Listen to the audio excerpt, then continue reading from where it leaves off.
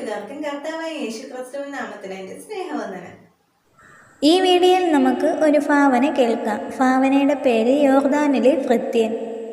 സായാഹ്നത്തിന് മുൻപ് എത്തിച്ചേരാൻ അയാൾ നടപ്പിൻ്റെ വേഗം കൂട്ടി. മണൽക്കാറ്റുകൾക്ക് മുൻപ് ദേശത്തിൻ്റെ ഓരത്ത് വരെ അയാൾ എത്തിച്ചേർന്നു.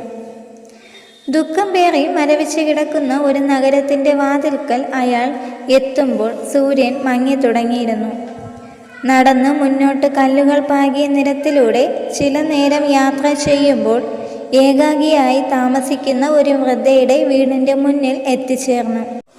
കൽപാത്രത്തിൽ കോരി നിറച്ച വെള്ളത്തിൽ നിന്നും ചെറുപാത്രത്തിൽ മുക്കിയെടുത്ത് നിൽക്കുമ്പോൾ ആരോ പടിവാതിൽക്കൽ എത്തിയിട്ടുണ്ട് എന്നറിഞ്ഞു. അമ്മായി, ഞാൻ യോഫാസാണ്. വേഗത്തിൽ കയറി വരൂ, നിനക്കിവിടെ ആപത്താണ്. എന്തിന് വീണ്ടും വന്നു? ആ വൃദ്ധ വളരെ ആകുലയായിരുന്നു. ഇവിടെ നടന്നതൊക്കെ നീ അറിഞ്ഞുവോ? ഞാനിപ്പോൾ വന്നതേയുള്ളൂ. എനിക്ക് നല്ല ദാഹമുണ്ട്. ഇവിടെ ഇരിക്കൂ, ഞാൻ എടുത്തുകൊണ്ട് വരട്ടെ. അവർ കൊടുത്ത വെള്ളം അയാൾ ആർത്തിയോട് കുടിച്ചു തീർത്തു.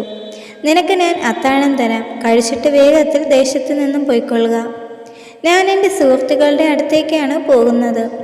അവരെയെല്ലാം ഷെബയാർ കൊന്നുകളഞ്ഞു. അത് പറഞ്ഞ് ആ വൃദ്ധ അടക്കി കരയുവാൻ തുടങ്ങി. ദേശത്തിന് ഭവിച്ച നാശത്തെ അവർ കരഞ്ഞുകൊണ്ട് വിവരിച്ചു. പറഞ്ഞ് അവസാനിക്കുമ്പോൾ ഉറക്കെ കരയുമെന്ന് തോന്നി.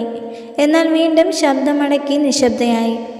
അനർത്ഥം കേട്ട് യോഫാസിൻ്റെ ഹൃദയം വിറച്ച് കാലുകളുടെ ബലം നഷ്ടപ്പെട്ട് പേടിച്ച് നിലത്ത് കുത്തിയിരുന്നു. അയാൾക്ക് തനിച്ചു പോകാൻ ഇനിയും കഴിയില്ല എന്ന് മനസ്സിലാക്കിയ വൃദ്ധ പിന്നെ നിർബന്ധിച്ചില്ല. അവൻ മൂലയ്ക്ക് അങ്ങനെ തന്നെ കുത്തിയിരുന്നു. യോഫാസ് ഇയ്യോബിൻ്റെ ഭൃത്യനായിരുന്നു. യോർദാൻ്റെ കിഴക്കുള്ള ഒരു ഗ്രാമത്തിലായിരുന്നു വസിച്ചിരുന്നത്. തൻ്റെ സ്വദേശത്തേക്ക് പോയ യോഫാസ് വീണ്ടും കടന്നു വരുമ്പോൾ ഊസ് ദേശത്തെ ക്ഷാമം പിടിമുറുക്കിയിരുന്നു. ആയുധധാരികളായ ശത്രുക്കൾ ദേശത്തെ നാമാവിശേഷമാക്കി. ദിവസങ്ങൾ കഴിഞ്ഞപ്പോൾ യോഫാസ് പാത്തും പതുങ്ങിയും വെളിയിലിറങ്ങി. കവാടത്തിൻ്റെ വാതിൽക്കൽ ഒരു മൂലയ്ക്ക് മറഞ്ഞിരിക്കുമ്പോൾ ഒട്ടകങ്ങളും അതിൻ്റെ പുറത്ത് ആരൊക്കെയോ നഗരത്തിലേക്ക് പ്രവേശിക്കുന്നത് കണ്ട് അവൻ മതിലിൻ്റെ ഇടുക്കിലേക്ക് മറഞ്ഞിരുന്നു. അവർ ഇയ്യോബെന്നും സുഹൃത്തെന്നും പറയുന്നത് അവർ കേട്ടു.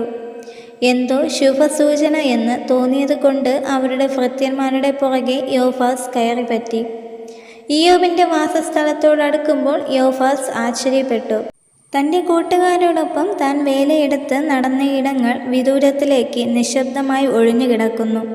ഉണങ്ങിയുറഞ്ഞ രക്തത്തിൻ്റെ അസഹ്യമായ ഗന്ധം അനുഭവപ്പെട്ടു. അവൻ്റെ ഹൃദയമിടിപ്പ് കൂടി. ആരെങ്കിലും തനിക്കുള്ളവരെ അവൻ കാണുമെന്ന് പ്രതീക്ഷിച്ച് അവർക്കൊപ്പം മുന്നോട്ട് നടന്നു. അകലെ നിന്നും ആരോ ഒരുവൻ ഇരുന്ന് പൂഴി വാരി ഞങ്ങൾക്ക് നേരെ എറിയുന്നു. അടിപെട്ടുപോയ ഏതെങ്കിലും ഭൃത്യനാകുമെന്ന് അവർ പ്രതീക്ഷിച്ചു. എന്നാൽ യാത്രക്കാർ അല്പമൊന്ന് അമാന്തിച്ചു പോയി. യോഫാസ് പഴയ ഓർമ്മയിലേക്ക് പോയി. ഒരിക്കൽ ഒരു വലിയ വിരുന്ന് നടക്കുമ്പോൾ അവൻ പിന്നാമ്പുറത്ത് വേല ചെയ്യുകയായിരുന്നു. നിറച്ച ഒരു വലിയ വീണുപാത്രവുമായി തന്നോട് വിരുന്നശാലയിലേക്ക് ചെല്ലുവാൻ ഏൽപ്പിച്ചു. തൻ്റെ യജമാനൻ ഇയ്യോബിൻ്റെ മുന്നിലേക്ക് ചെല്ലുമ്പോൾ അദ്ദേഹം ഏകനായി ഇരുന്ന് യഹോവയോട് പ്രാർത്ഥിക്കുന്നത് കണ്ടു. തിരികെ വരുമ്പോൾ യജമാനൻ്റെ ഭക്തിയും ദൈവത്തോടുള്ള താഴ്മയും യോഫാസ് ഓർത്തു. ഇയ്യോബിൻ്റെ 3 സുഹൃത്തുക്കൾ ഒട്ടകപ്പുറത്തു നിന്ന് ഇറങ്ങി നിലത്തിരിക്കുന്ന മനുഷ്യൻ്റെ അടുത്തേക്ക് നടന്നു. മെലിഞ്ഞ് വിരൂപിയായ മനുഷ്യനെ കണ്ട് മുഖം തിരിച്ചപ്പോൾ അത് ഇയ്യോബെന്ന തങ്ങളുടെ സുഹൃത്താണെന്ന് ഒരാൾ തിരിച്ചറിഞ്ഞ് ഉറക്കെ കരഞ്ഞ് നിലത്തേക്ക് വീണു. ബാക്കിയുള്ള 2 പേരും ഇയ്യോബിനെ തിരിച്ചറിഞ്ഞ് വിറച്ചുപോയി. നിലത്തേക്ക് വീണ് വസ്ത്രം കീറി പൊടി വാരി മേലോട്ട് തലയിൽ വിതറി. ഇയ്യോബിൻ്റെ വ്യസനം അതികഠിനമെന്ന് കണ്ടിട്ട് അവർ ആരും ഒരു വാക്കും മിണ്ടാതെ 7 രാപ്പകൽ അവനോട് കൂടെ നിലത്തിരുന്നു. ഇയ്യോബിൻ്റെ ദാരുണമായ അവസ്ഥ കണ്ട് യോഫാസ് നടുങ്ങിപ്പോയി. അവൻ നിലമറന്ന് കരഞ്ഞു. ഒരു ഭീരുവിനെ പോലെ മണ്ണിൽ നിരങ്ങി വലിഞ്ഞെഴുന്നേറ്റ് ദൂരേക്ക് തൻ്റെ ദേശത്തേക്ക് ഓടി മറഞ്ഞു. നാളുകൾ ഏറെ കഴിഞ്ഞു. പല മണൽക്കാറ്റുകളും വന്നുപോയി. ഒരിക്കൽ കൂടി യോഫാസ് ഊസ് ദേശത്തിൻ്റെ നഗരവാതിൽക്കൽ എത്തി. കഥ പറഞ്ഞു ചിരിക്കുന്ന ചില സ്ത്രീകളുടെ അരികു പറ്റി അയാൾ നടന്നു. യോഫാസ്, ആരോ വിളിക്കുന്നത് കേട്ട് തിരിഞ്ഞപ്പോൾ ആ വൃദ്ധയും അവർക്കിടയിലിരിക്കുന്നത് കണ്ടു. നിന്നെ തിരക്കി നിന്റെ കൂട്ടുകാർ വന്നിട്ടുണ്ടായിരുന്നു. എന്ത്? അവൻ ആശ്ചര്യപ്പെട്ടു. നീ നിന്റെ യജമാനൻ്റെ അടുത്തേക്ക് ചെല്ല്, അവിടെ അവരുണ്ട്. പറഞ്ഞ ശേഷം അവർ സ്ത്രീകളുടെ കുശലം പറച്ചിലിൽ മുഴുകി. ധാരാളം ചിരിക്കുന്ന ആളുകളുടെ ഇടയിലൂടെ യോഫാസ് മുന്നോട്ട് നടന്നു. ആശങ്കയോടെ അവൻ തൻ്റെ യജമാനൻ്റെ വാസസ്ഥലത്തെത്തിയപ്പോൾ എല്ലാവരെയും കണ്ടു. തൻ്റെ സുഹൃത്തുക്കളെയും കണ്ടു. അവർ അവനെ സ്വീകരിച്ച് തങ്ങൾക്കൊപ്പം ചേർത്ത് നിർത്തി. പല കുശലങ്ങളും ചോദിച്ചു. യോഫാസ് അവിടെ നിന്നും വീഥികളിലൂടെ മുന്നോട്ട് നടന്നു. കാറ്റ് വീശുമ്പോൾ പൂത്തു നിൽക്കുന്ന ഈന്തപ്പനയുടെ ഗന്ധം അവനെ തഴുകി കടന്നുപോയി. ശൂന്യവും നിശബ്ദവുമായിരുന്ന ഇടങ്ങളിൽ സന്തോഷത്തിൻ്റെ ആരവങ്ങൾ കാണുന്നു. അത്തിമരങ്ങളിൽ പണ്ടുള്ളതിലും കൂടുതൽ ഫലം നിറഞ്ഞു കിടക്കുന്നു.